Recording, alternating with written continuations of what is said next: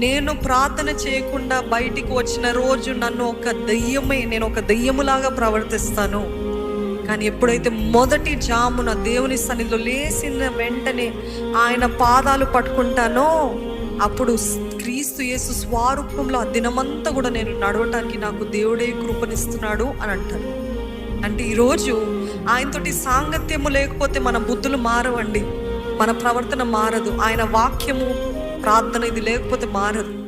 ఎప్పుడైతే దేవునితోటి కలిసి మెలిసి ఉంటామో ఆయన బయలుపరుస్తాడు మన లోపాలు, మన బలహీనతలు, మనలో ఉన్న వ్యర్థమైన పారంపర్యమైన వ్యర్థ ప్రవర్తన. ఇది పారంపర్యంగా వచ్చిన ప్రవర్తనలు చాలా మందికి ఉన్నాయి. మా నాన్నకు ఉండేది ఆ కోపము, మా నాన్నకు ఉండేది ఆ అలవాటు, మా నాన్నకు ఉండేది నాకు వచ్చింది, మా అమ్మకు ఉండేది నాకు వచ్చింది. కానీ దాన్ని విడిపించగలిగిన వారు ఎవరు? గట్టిగా చెప్తారా? బిగ్గరగా చెప్తారా అండి? హల్లెలూయా.